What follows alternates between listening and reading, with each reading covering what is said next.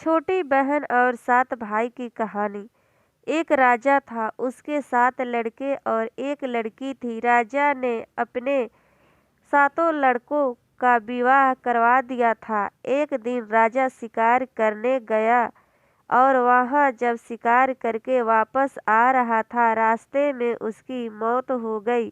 पिता के मरने के बाद सातों भाइयों के सिर पर पूरे घर और राजपाट की जिम्मेदारी आ गई।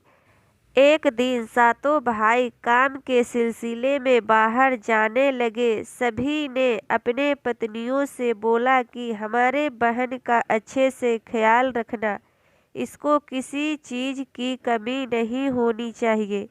सातों पत्नियों ने बोला कि ठीक है।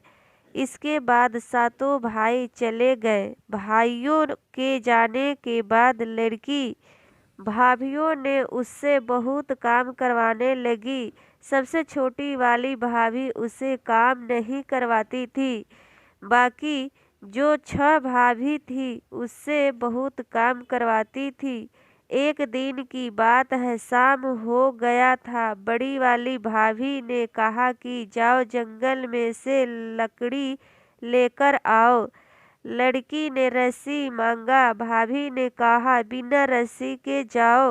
वो मन में सोच रही थी कि भला बिना रस्सी के कैसे मैं लकड़ी लेकर आऊंगी। वो जंगल में गई, उसने लकड़ी एकत्रित किया और बैठकर रोने लगी। तभी एक सांप आया। उसने लड़की को रोते देख कर पूछा कि क्यों रो रही हो। लड़की बोली कि मेरी भाभी इंतजार कर रही होगी कि मैं लकड़ी लेकर आऊं तो वे खाना बनाए। मेरे पास तो रस्सी है नहीं, तो मैं ये सारी लकड़ियां बिना बांधे कैसे लेकर जाऊंगी। सांप ने बोला कि बस इतनी सी बात, मेरे ऊपर लकड़ी लाकर रखो। लड़की ने वैसा ही किया और सांप ने लकड़ी को लपेट लिया। इसके बाद लड़की फिर सोच में पड़ गई। सांप ने बोला कि अब क्या हुआ। लड़की बोली कि तुम्हें अगर मेरी भाभी देख ली तो तुम्हें मार देगी। सांप ने बोला कि चिंता मत करो, मुझे ले जाकर आंगन में छोड़ देना, मैं नाली से निकल जाऊंगा। लड़की सांप की बात सुनकर खुश हो गई और अपने घर के तरफ निकल पड़ी। कुछ देर बाद लड़की घर आ गई। उससे घर जाने में रात हो गई थी। उसके देरी से आने के वजह से उसकी भाभी ने उसे खाना नहीं दिया, उसे बहुत मारा पीटा। लड़की बेचारी रोते रोते सो गई।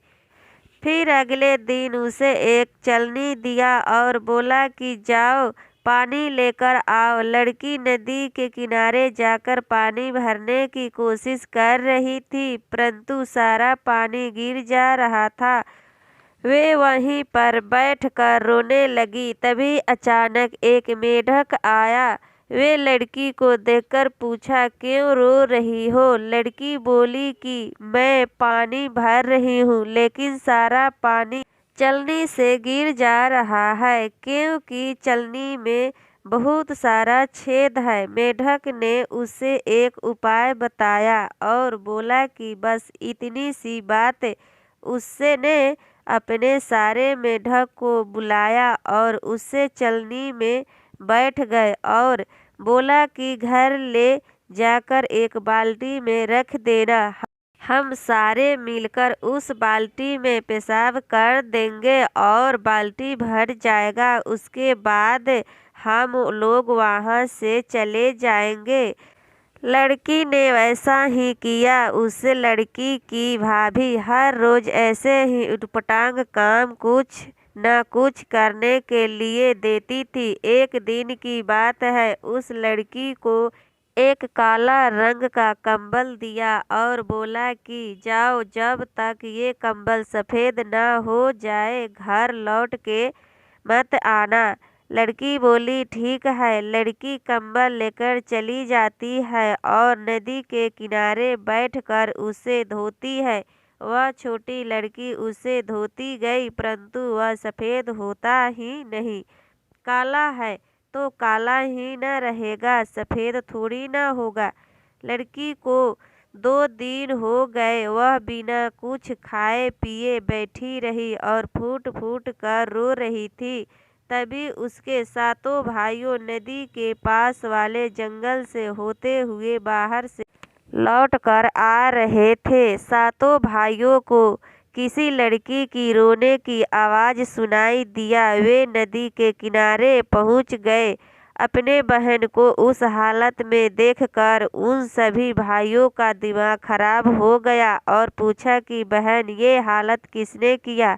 उस छोटी लड़की ने सब कुछ बताया। इसके बाद सातों भाइयों ने बहन के साथ लेकर घर गए और बहन को बाहर ही कहीं छुपा दिया और बोला कि जब तक हम में से कोई न आए यहाँ से कहीं मत जाना। इसके बाद वे घर के अंदर चले जाते हैं।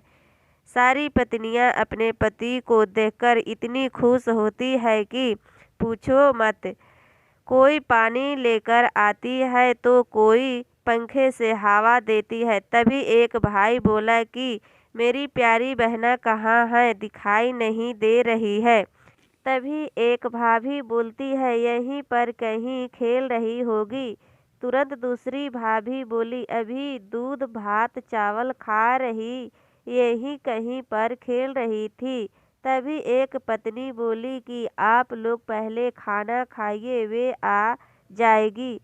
एक भाई बाहर जाता है और अपने बहन को अंदर लेकर आता है और अपनी पत्नी से पूछता है कि यही दूध भात खाई है।